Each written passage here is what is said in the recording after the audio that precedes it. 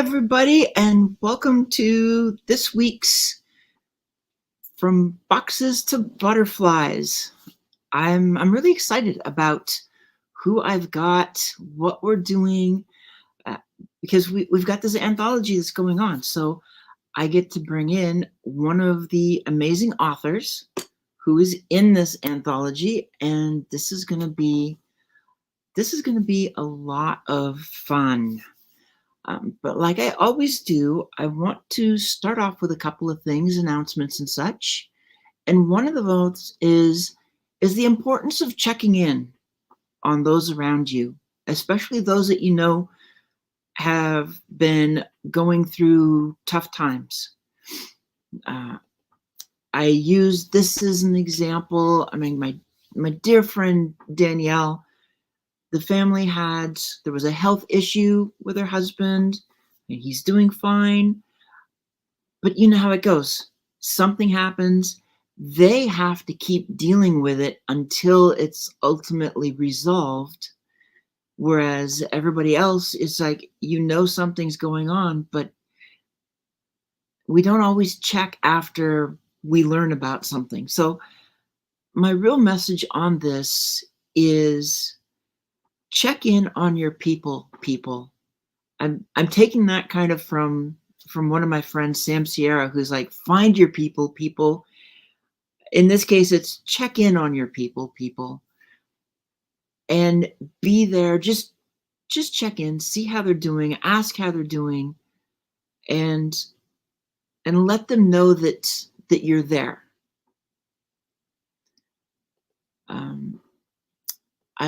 I do have sponsors, so it's like you can see my sponsors on the side.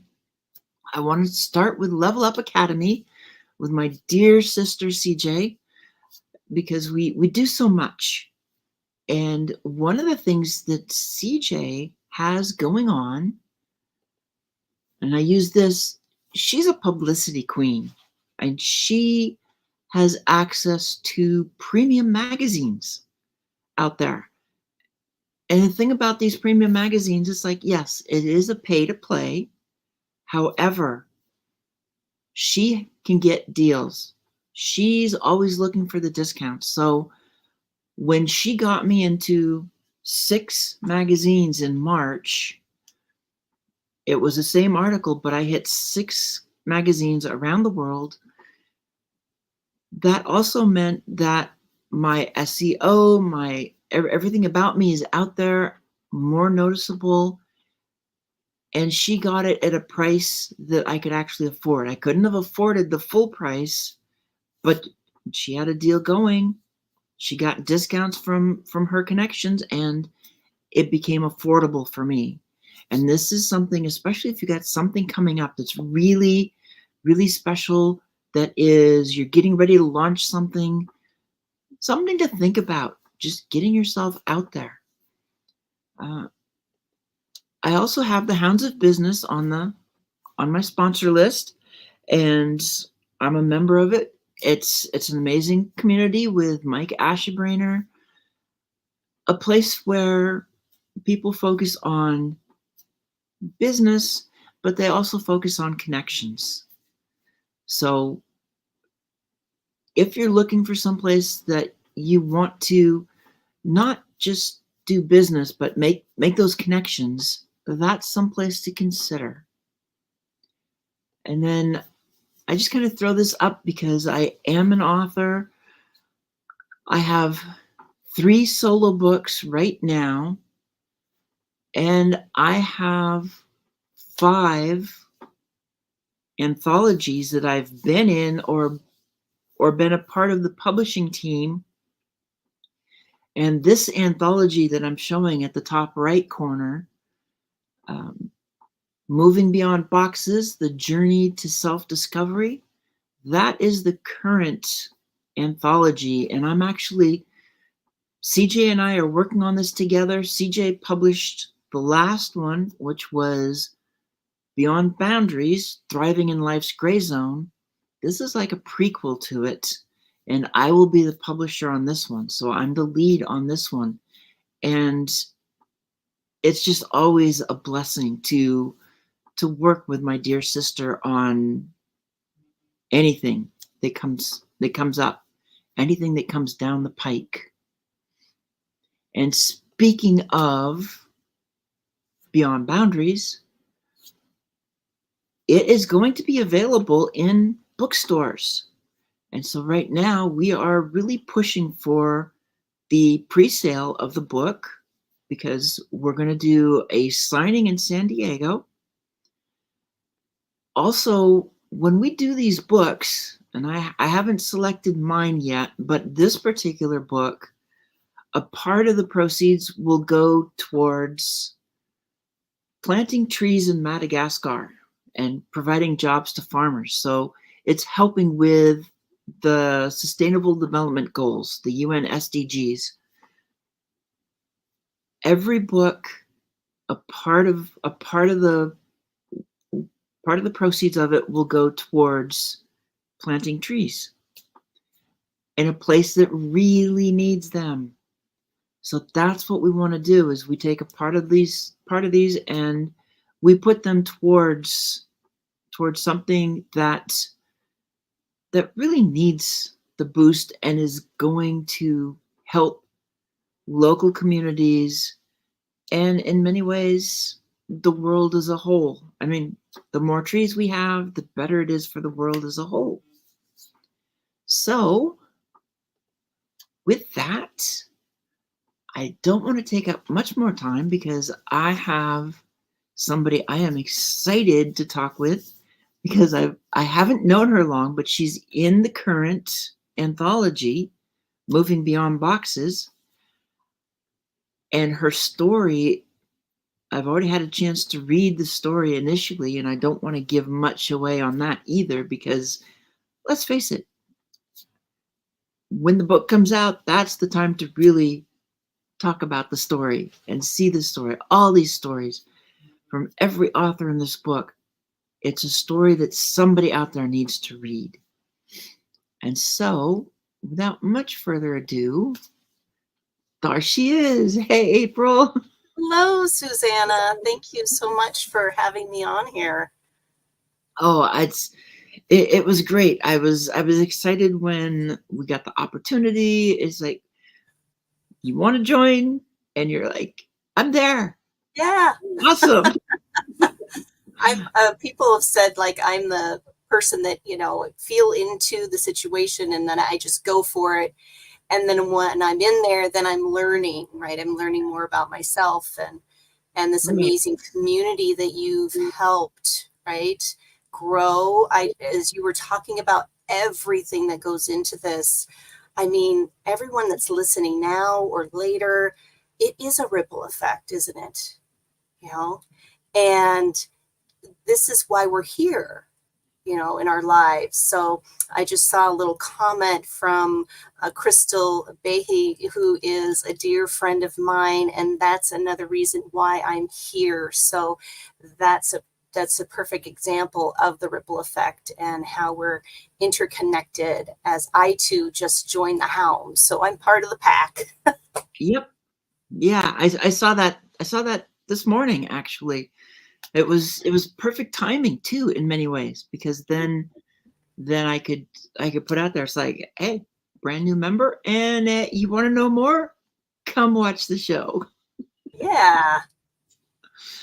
But what I want to do is let everybody get to know a little bit about you, kind of where you started to what you're doing now, and it's really to say how much or how little you really want, because it's your story. And to me, one of the most important things is we have a lot in our stories, and there's some things that we want to share. There's some things we are on the fence on. It happens when it happens. And there's other things, it's like, we're just not ready yet. So I never push. I just want you to be able to tell, who is April? Yes. And who am I becoming even as I continue this journey in life. So a little bit about me. I grew up in the Pacific Northwest. on an island. That's where I met my husband.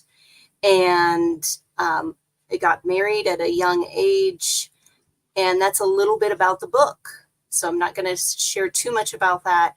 And then we moved a lot, moved to Japan, which was a blessing to be able to live there, actually a few tours there.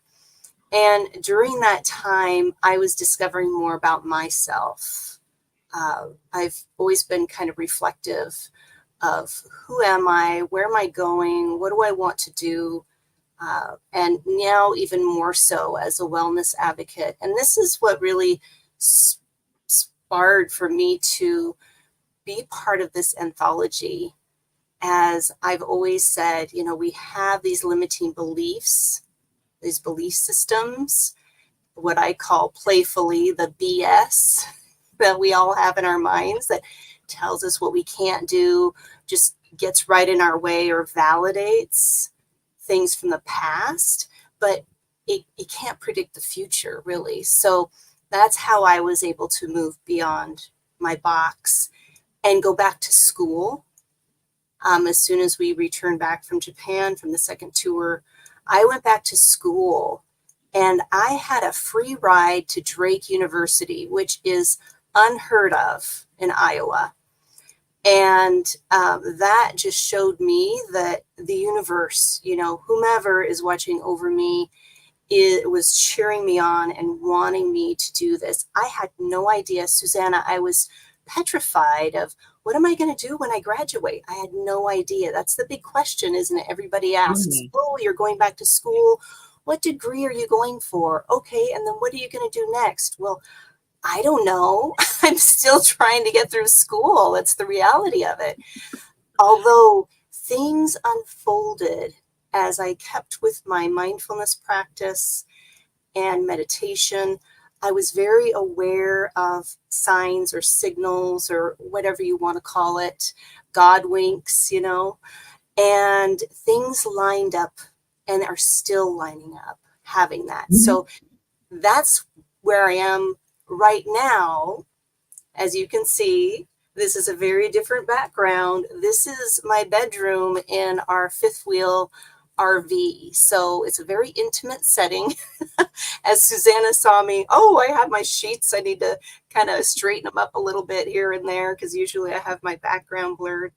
But that's how I was able to let go of material things such as a house and the identity of being in a community there in Des Moines, which I'm still part of that beautiful community there. Although it was like, there's more out there. I can connect with amazing individuals such as yourself, Susanna, and all the wonderful souls that are showing up here to tune in and listen, because that's what it's all about, is that ripple effect. And that's how I am living and discovering more about myself. Well, and I like how you talk about even school. When you tell, because I know what it's like, you tell people you're back in school, obviously they always want to know what's the degree. And when you tell them, you always get whether they say anything, you always can tell the judgment within what they say. Even if they're trying to be supportive or they're trying to say the right words, if you're aware, you will feel like, okay, this person they think I'm off my rockers. This person is totally supportive. This one thinks I'm in the wrong area and I should be going somewhere else. And sometimes we can tell that without them even saying it. Mm-hmm. That's so true. And as you bring that up, that's what happened when I left my 9-to-5 job in Des Moines. I had a very good job there. And my husband said, well, why don't you just do what you love? And that is CAM services. So that is the biodynamic breath work, Reiki, sound healing, really working with people and their traumas and allowing that to release, you know, organically through their body. And I said to him, I don't know, right? It was like I shrunk a little bit when he gave me permission to do this. And then when I finally had enough nerve, which was almost like 3 months later, I gave my notice, and a person came up to me and said, April, where are you leaving? Where are you leaving to? Where are you leaving us to go to? Or something like that. And I was kind of surprised, that question. I said, well, to start my own business. Oh, what's that? And I explained just as I said, and they looked at me and said, huh, well, I don't believe in that, but I wish you the best. And they walked away. And I just sat there like, wow, I thought this person would be a little bit more supportive. But then I recognized that fear that, in my body happening. And I just let that go because I knew I was doing something that was bigger than me. Mm-hmm. And that person went and told another person in the office space, which was a blessing because she knew somebody else who was looking for a wellness facilitator. And I'm still working with Project Iowa, offering wellness on the road. So again, it might seem like a judgment or something that comes up and, we kind of shrink about it, but just know that when we stay true to our hearts and we know that this is bigger than us, such as this amazing anthology, right? Then I can trust in myself and trust in the outcomes. Yeah. Well, that story actually has something in there I don't think a lot of people think about, because many people would stop at, she walked away and that was the end of it. Mm. It's like you feel whatever you feel from that person. They were kind of negative, they walk away, and that's the end of it. But what we don't always realize is that's not always the end of it.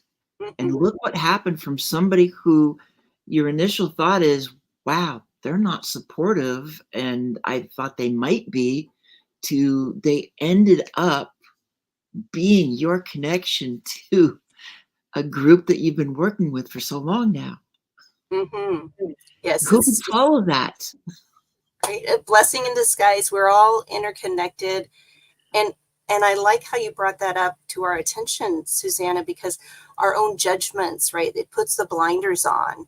Mm-hmm. And this is where we stay in our box, right? And those limiting beliefs, and we're comfortable in our uncomfortableness.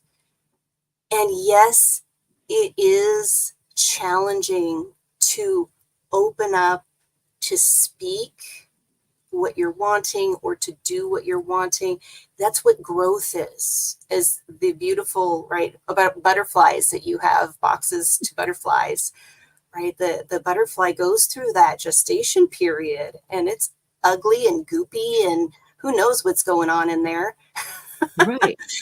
And then it emerges, and it still needs to dry out, right? And you take a breath, and it needs to hang there and wait before it can even fly off. So that's what we all are, although our minds like to tell us differently.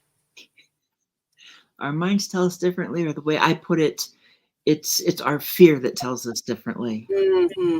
So for me, it's when I talk about the boxes and what's holding us back, besides the people from the outside that we've given control to, it's our own fear, because it knows us better than we do. We lived all these experiences, but we kind of compartmentalize and forget things, conveniently or not. Fear has access to all of it. Mm-hmm. So when I talk about the box and how it works to keep us in the box, and if you looked outside and see the truth, then you would start taking the steps. But fear, with its web of lies and grain of truth, is basically it's blurring everything if you look outside, so that you only see that one grain of truth, and it's pulled it's basically pulled it specifically for that purpose, that it's one thing that's going to scare you so bad that once you see it, it expects that you're going to retract back deeper into the shadows of the box instead of, and maybe never try to go out again. Mm-hmm. Oh, I love how you described that. I kind of sound like a spider web, right?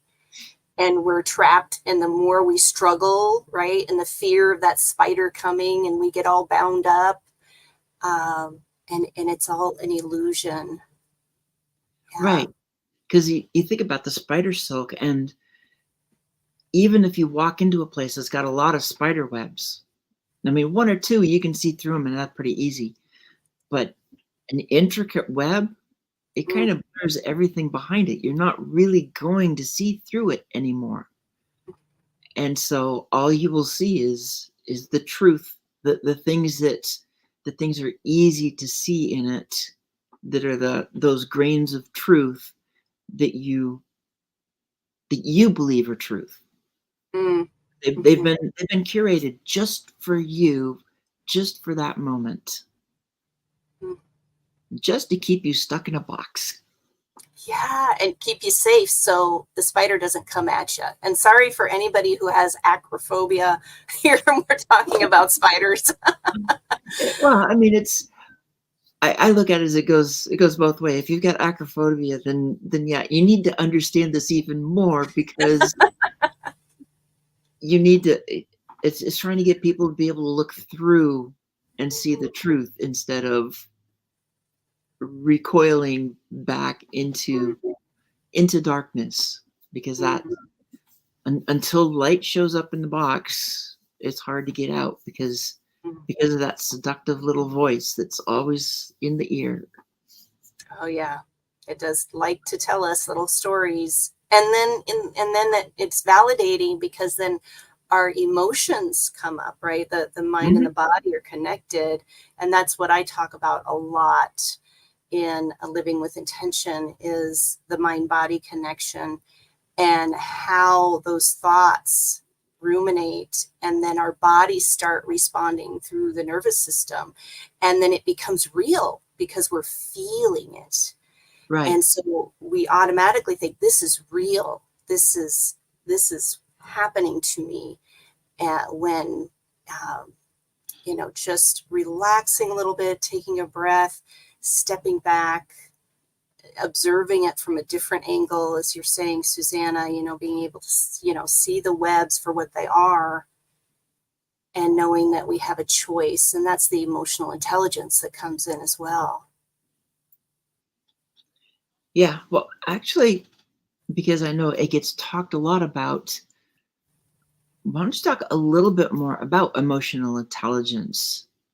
Because I think there's a lot of people who might hear it as a catchphrase more than anything, but not quite understand what it really is. So you want me to unpack it a little bit? A little bit. Okay.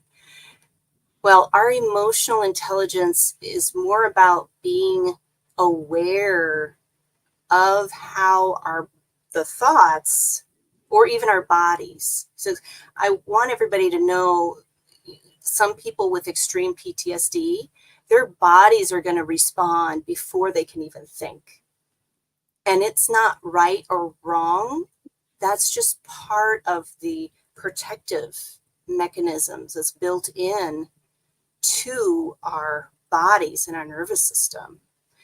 And so when we become more aware, for example, let me just give an example, okay? So if we're at work and we need to have a talk with our boss or a coworker that, has rubbed us the wrong way in the past, or even at home life, if there's somebody that, we feel a little bit resistance with, we're already, as we're thinking, right, about the conversation and how it's going to go, even before we're there, we already start thinking about it, don't we? Oh, yeah.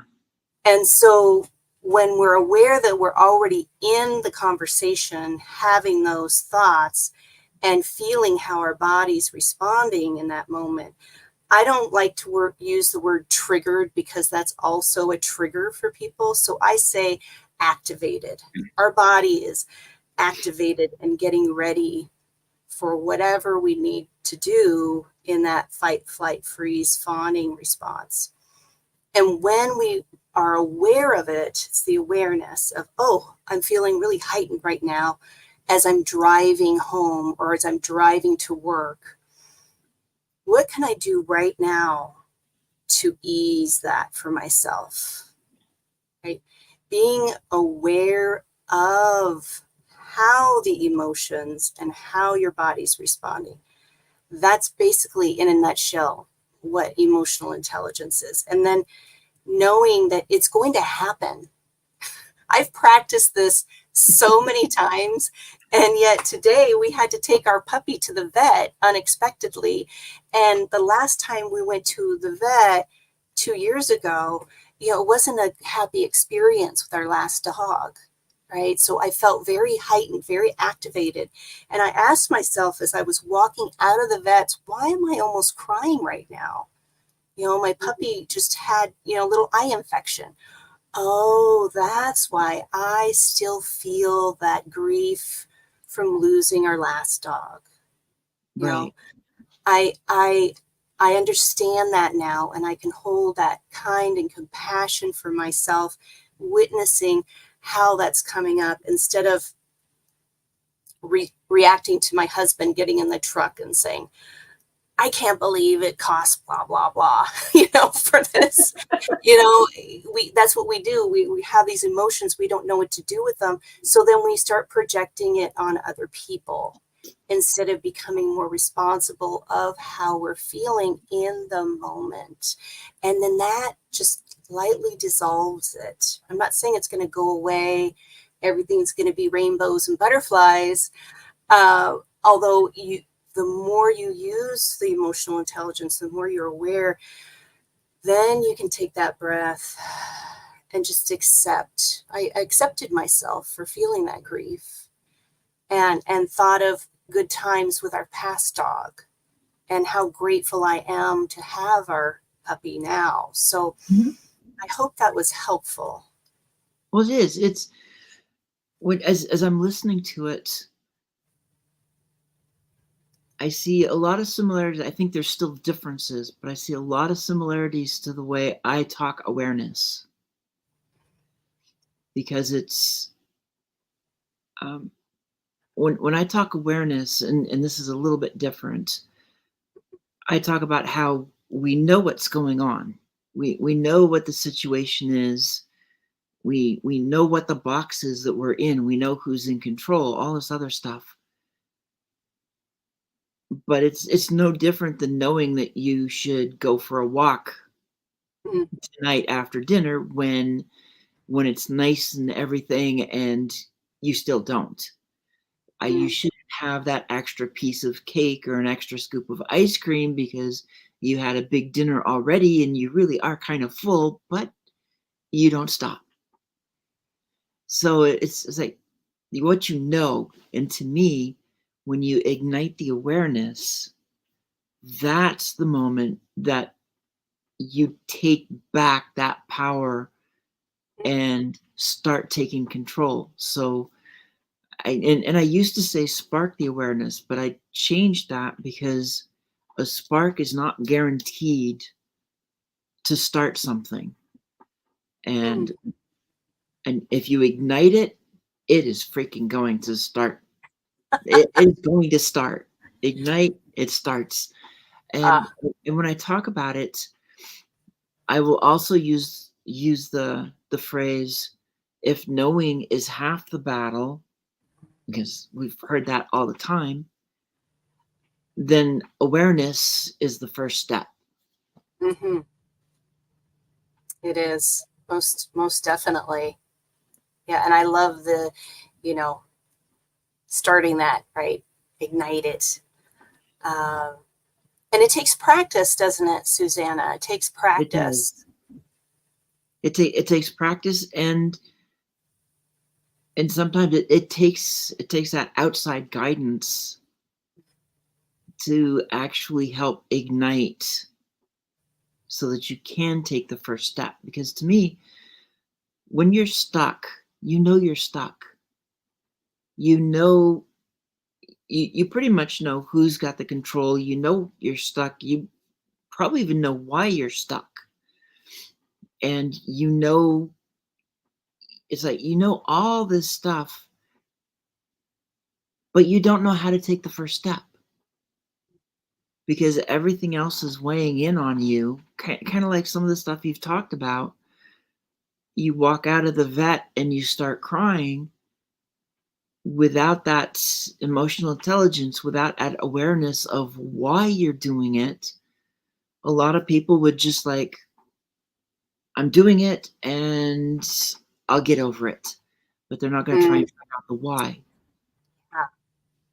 It's having that awareness to awareness is in many ways, it's understanding that why. It's understanding who, where, what's the control, but most importantly, understanding that you can take it back.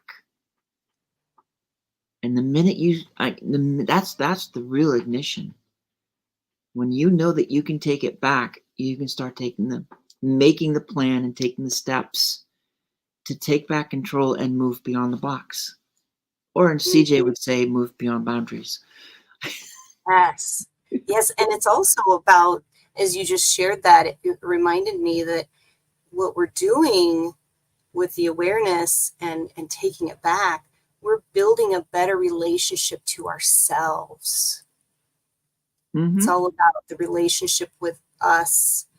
And then that's when I said about the trust, then I can start trusting in myself more of, yes, I trust that being part of this anthology is going to be amazing because of this beautiful sanctuary that you and CJ and all the other participants are creating for support for each and every one of us.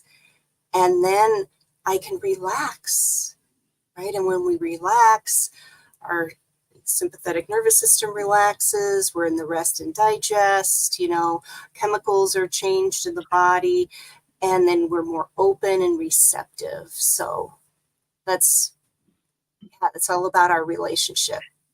Mm-hmm. Yeah, so much. There's so much here to play with. Yeah, thank you for allowing me to come in and play outside the box with you. Yeah. Well, and that's what I really love um, is finding those ways to move beyond boxes, or as Mike Ashbrenner will say, he just calls me a box shredder. So it's funny. Anytime, if for some reason I'm not there, or even if I am on a live stream or something, if the topic of boxes comes up, then he'll make a note, he'll make a comment to basically draw me into the conversation. Oh, That's yes, your expertise, right? And you are the ripple effect, Susanna, too, showing that you've moved beyond boxes and, becoming well, and still becoming. yeah. Well, in so many ways, one of the issues with these boxes is the labeling. Mm, The Because whether we put ourselves in the box, and imposter syndrome is one of the easiest ways that we put ourselves in the box, or somebody else does because they find out we have to deal with that sliver of us that does not define us, yet others will use it to define who we are when it's not. When it's something that it's like, yeah, I know it, but I don't even identify. It's not me. It's not who I am. But they dump you in a box. We'll take neurodiversity. They'll dump you in a box of neurodiverse people and say, and then cherry pick an example that fits the narrative and paint everybody with the same paintbrush. when we are so diverse that even being neurodiverse, autism is different than ADHD, is different than being bipolar, is different than borderline, is different than just keep on going, because there's so many things in that box. And then unpack the next level. Well, yes, I have ADHD, but my ADHD is different than my sister's ADHD, is different than their ADHD, is different than. So it's like, it's all still different. And you can't say to treat them the same, or you can't say that we are the same, because we're not. And our experiences also makes that difference. Yes, most definitely. It's like saying there's one shade of there, this is the pink group, this is the blue group. Well, there's so many shades to pink and blue, Mm-hmm. and then you get the blend purple, and Yeah. you just can't put people in boxes that way. No. Uh, No, and that's one of the spots where it just starts going downhill. And so that's why I'm curious to see what you're doing right now, and where you, if you have plans yet on where you think you want to take it. can you say that question again? So what you're doing now, because I mean we kind of went through Okay. college education and stuff, Okay. but kind of and now it's like you're on the road and just opening up the world, and you've talked the Reiki and stuff. It's like what you're doing, and then I'm curious if you have ideas of where you really want to take it. Oh, yes, Susanna. So many. I mean, there are so many opportunities once I saw outside the box. I can't tell people what to do. I can only speak from my experience. So once I got out of my own way, out of my own box, and still discovering the BS moments that hinder, because there's belief systems that are good and supportive, right?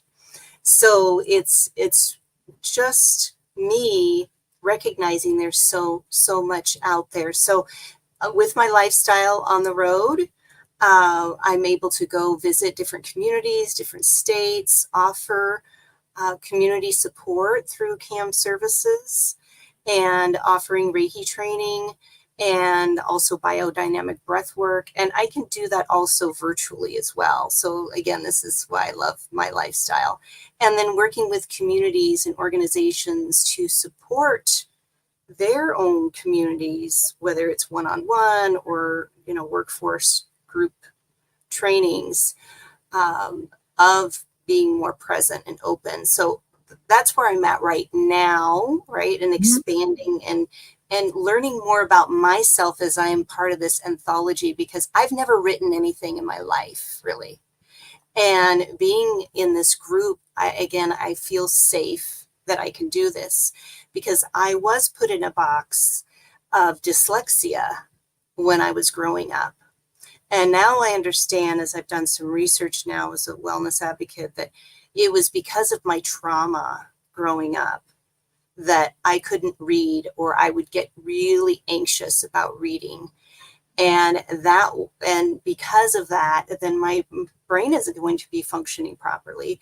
I can't see the words correctly. More than 2 syllables. If I'm really tired, even now, I will get kind of jumbled up with that. So then I remind myself, step back, take a breath. It's okay, yeah, type of thing. So for me to say 20 years ago, I'm going to write a book, I would say, no way, you are dyslexic. You don't have a college education. You can't do this, all those things. And now that I, went beyond those, then I can see more for myself. So in this space, as I'm expanding and rippling out with wonderful communities and you, Susanna, I'm now also offering retreats to reset and restore the mind and body. And I'm offering a retreat in Bali in November. So that can be found on my website. That's huge for me because I feel it's like something bigger than me, just like this anthology. It Mm-hmm. showed up, everything lined up to where it's all done. You know, I still have some spaces left, but it's all done and ready. And now I'm like, oh, what's next? Right? It's always the, how can it get better than this? What's next? What else can I expand and grow with? So this is why I love podcasting too, is connecting and co-creating with wonderful people, bringing different aspects to wellness, talking about the mind body connection, talking about, yeah, wellness is about exercise and diet and get enough sleep, but there's so many layers deeper to wellness. And that's where I like to dig in and find those little nuggets to share with my audience, to give a different perspective, right? To get out of the box, you know, kind of shift the script, I call it. So that way they can be more aware, you know, building that emotional intelligence. And that's what I call working from the inside out. You know, we're Right. working on the inside out, and we're literally changing the physicality of our brains. This is neuroplasticity in action. And Mm-hmm. I can geek out about that too, but it's a lot of fun. It's very interesting, and just discovering more about our amazing bodies and our minds and how we can change. You know, it just takes practice, and it takes compassion, and it takes courage to show up for ourselves. Well, and I like that. First off, I like how you when you said what's next, that is such a double-edged sword comment for people, because usually you hear it as a negative. Mm. It's more of a, oh crap, what's next? Oh, no, not me. I'm As like, what's opposed how can to it get better than this? Yeah, exactly. And then you're there, it's like, all right, this is going great. What's next? It's yeah, like that kid that's ready for the next piece of pie or something. yeah. It's That's like, what keeps okay, the I momentum finished. going. It keeps the momentum, and that's the ripple effect. Yep. When we can be in this space, in the present, in the joy, in the appreciation and gratitude. So much gratitude for you, Susanna, just being here, connecting. That's who I am. I'm not going to say that's what I do, because that's who I am as Right. I sit and talk and interact with others. So wholeheartedly, yeah. How can it get better than this? So I like the way that went, and then I had something else just from the end of what you had just said. But it's that ADHD thing. It's like it's here, it's gone, it may come back, it may not, but Well, you can always listen to it. You get back to me, right? Message me. We can have a conversation. Yeah, I love it was co-creating. because you talked when you finished before I made that comment, you were talking about um, you talked about what's next, what was going on. I'm just trying to figure out if I can pull it back or not. Oh yes, neuroplasticity. See, it fits all of this because I'm only now really kind of hearing more about it, learning a little bit more about it and the importance of it, especially with um, in context of some of the memory Mm, diseases that are mm, out there. It's like for me, my mom died from Alzheimer's in August of 20. Her mom died from Alzheimer's. Her mom, she had dementia, but now they think it was probably Alzheimer's. So it's like up my mom's chain, mom, grandma, great grandma all had Alzheimer's. And I just remember my mom, I think I think she might have had ADHD too, because every time she forgot something as early as 50, she would forget something and she would panic. Ah, It's like she knew what her mom went through, and she would panic.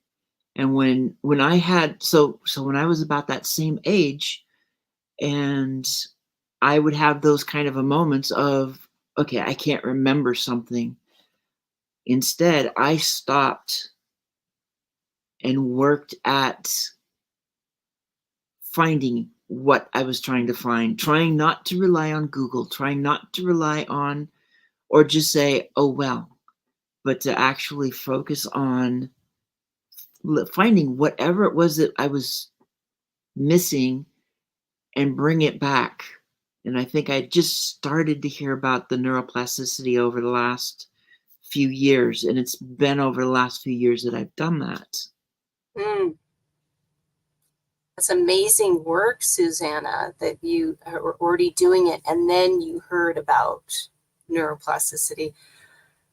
I am also a little bit about the law of attraction, right? And what we're putting out is what we're going to receive. And you just so perfectly said, it sounds like to me, you are rewriting that story about the lineage of Alzheimer's or, Mm-hmm. disease.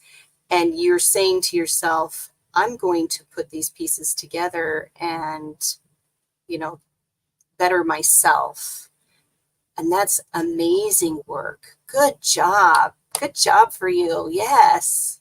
Well, I see how many people get scared of it. And I Yes. already know that my youngest brother, I think when my mom passed, or at some point over those last 5 years, because she'd been in memory care for 5 years, he was worried. He was talking to my dad about worries of, um, is it hereditary or what are the chances he would get it, kind of deal. And so, yeah, you just kind of sit back, and the most important thing I think is to not let the fear take over. Mm-hmm. That's another case of a box where the fear, if you fear that that might happen, you probably raised the percentages that it will happen. Mm-hmm. Yes, I agree. Uh, because again, it's the thoughts and your body's going to respond to that. And if we're in that chronic sympathetic nervous system, then our brains can't function properly. You, Hmm. they are going to have brain fog and all that. And it's kind of like the snowball effect, right? It just gets bigger and bigger. So yes, I agree with you, Susanna. And you hear a lot of people too, being in this wellness uh, supportive role of mine. People talk about diabetes and how it runs in their family, or heart disease Right. runs in their family. And there is such a thing as epigenetics. So epigenetics says it's in yes, there are outliers in our DNA, right? It's generational. Although when we find ways to support ourselves, self-care, bring us into the parasympathetic nervous system, the rest and digest, then those genes won't switch on. Although those that are just accepting it and say, well, I'm just screwed anyway, so I'm going to have another donut. I don't know what they're saying, but you get what I understand what I'm saying. It's like they Right. just accept this is their fate kind of thing. And, this person had it, that person had, just like you had shared that story and how you shifted that. And I love it. I love it. But we all have these different stories that we got to deal with, and um, the one I think part of that, I think what you're talking about then too is all these people are stuck in the past. Mm, They are, because they're focused on the memories of what they went through. They have to have some sort of a memory of what happened, even if it was passed down from others. It becomes their memory. This is because I hardly knew my great grandmother, but I do. But I hear all the stories of like she had dementia, and She died in her 70s, whereas my great grandfather lived to 99 plus. Um, so like very different on that. But you get these stories, and when you allow all these stories from the past, if you keep your focus on them, it makes them your present. Mm. If you cut the chain, and when I say cut the chain, because right now, all of the things from your past, if you live in the past, then it's dragging you under the water. But if you cut the chain, it doesn't mean that you forget. It means you don't give it the life that it's trying to have. You remember it. It's like forgiveness.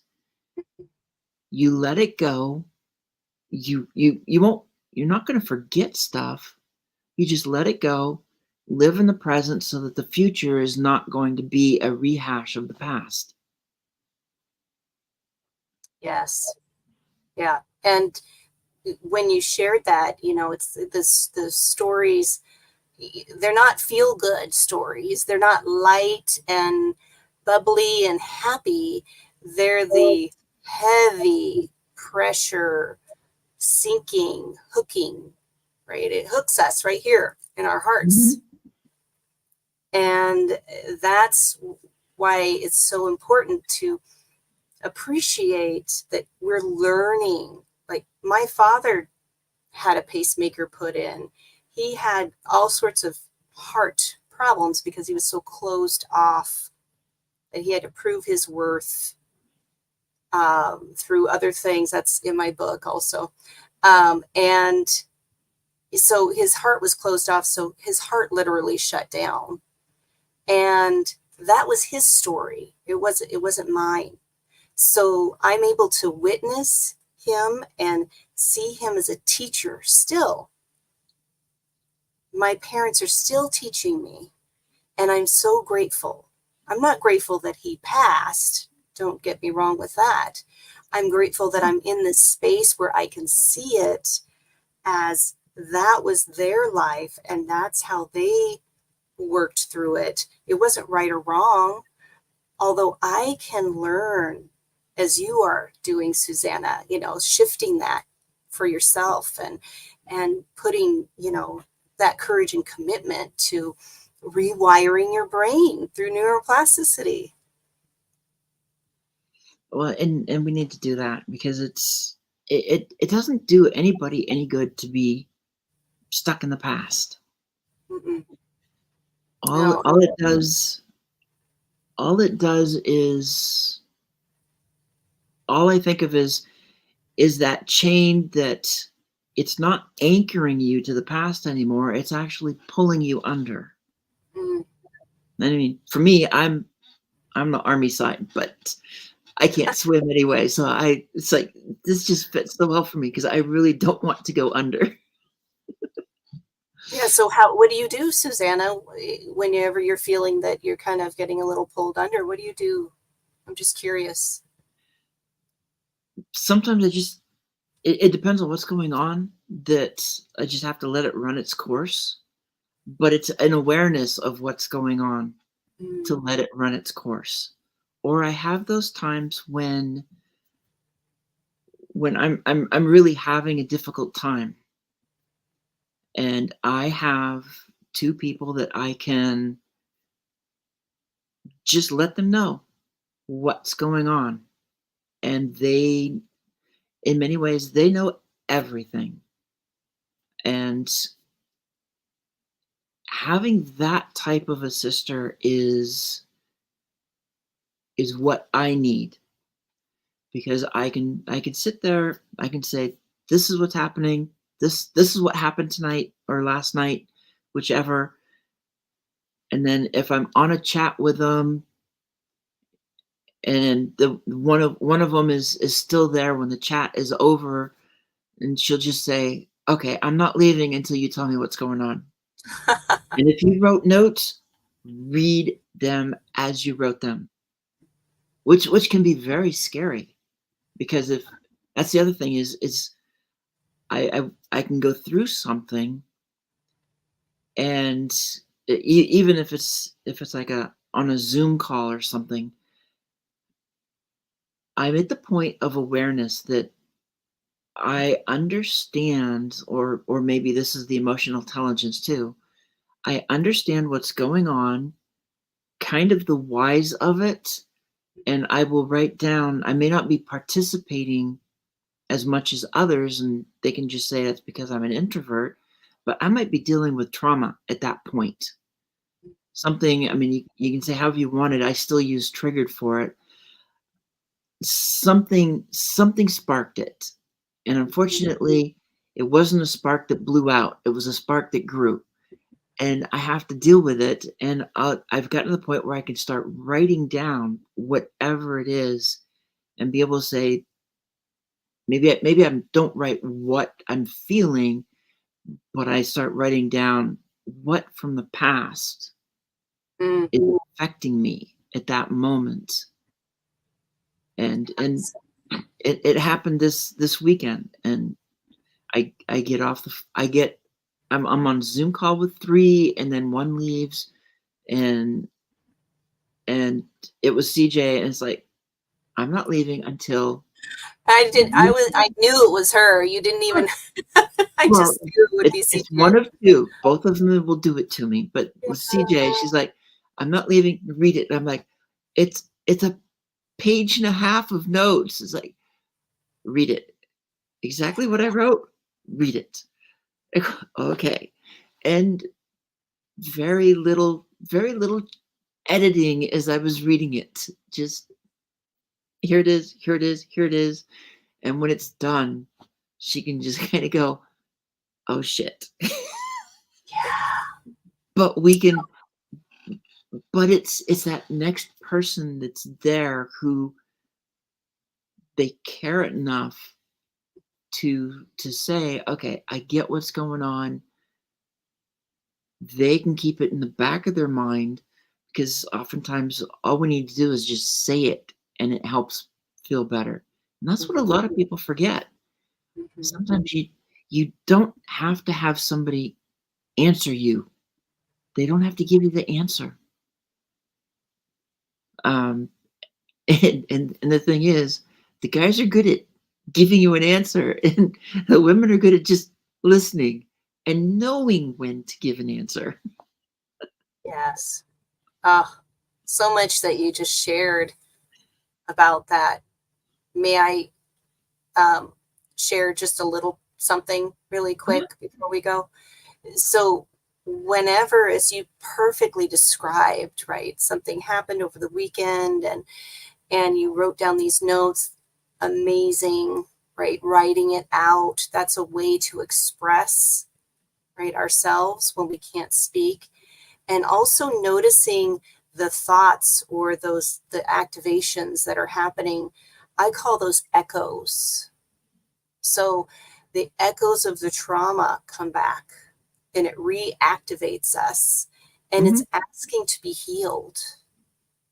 And so by you having that amazing support with CJ or whomever it is, that you feel safe, that has to be the first and foremost, that a person needs to feel safe when they are sharing these deep, right, um, things about ourselves. And that way, when we are sharing, we know that it's being received and not like deflected, or the person thinks they have to fix you, or they they get overwhelmed because they don't know what they have to do or whatever it is. And that's okay. I want everybody to hear that. If that ever happens, that's that person's journey too, right? They have to learn about their own emotional intelligence. They have to learn about that awareness. Although, Susanna, you're doing such an amazing, I mean, my gosh, I read your story in one of the anthologies, and just everything that you have transpired and shifted, and still learning and unlearning. That's what life's all about. This is again, I keep bringing it up, but this is the ripple effect. So as we're sharing here, co-creating, allowing this a beautiful conversation to unfold organically. We are, contributing, I say, to the stone soup of collective consciousness. That this energy, this discussion is out there. People will listen to it when it resonates with them, Mhm. share it, and it's all about, us remembering that we're interconnected and we have amazing support people such as you do, Susanna. So, oh, that's beautiful. Thank you for sharing that. Mhm. Well, and then another piece of that too, and I think a lot of people, they don't quite understand this. It's one thing to say this is a safe environment, and maybe it really truly is, but that doesn't mean that each person is feeling safe enough to be vulnerable, because there's something that's holding them back and they can't do it. Whether it's a person, whether it's a situation, and it could be on their side of the screen versus the other side of the screen. Just to understand that it's nice to say it's a safe space. You have to feel it for it to be a safe space. I agree. Yeah. And as usual, I go over, these always go over, but it's been great talking with you, and I know we could just keep going and going and going. Yes, we're filling our cup, so it's spilling over, Exactly. everyone. So thank you, Susanna. Thank you for everyone who is showing up for yourself and showing up supporting these amazing communities. And I'm just grateful to be here. And kind of to close it up, I want to give you the chance to drop any last nuggets if you've got something, and and to make sure that you let people know the best ways to find you, how to get a hold of you. Okay, thank you for that invitation. So the best way to get a hold of me is through my website, livingwithintention.co. And also, I offer a free restorative meditation with Reiki the first Thursday of each month. So you can find that in my events calendar on my website. You can find me on LinkedIn through April Wyett, and social media with Facebook and Instagram, Living with Intention .co. So, and then the big thing is the Bali retreat, and I'm working on something for San Diego for February of 2025. So, see, how can it get better than this? Exactly, and I can tell you right now, I can think of a few people that's and on top of that, it's like Jacqueline, who's in the book, is in San Diego. CJ's in San Diego, and Danielle's in Sacramento. So it's like the California connection. I have some people in California too. We lived there for a brief time. So whoever shows up, this is what it's all about, right? Just creating, and it's beautiful. So thank you again, Susanna. It's been a Oh, thank pleasure to you. be here with you.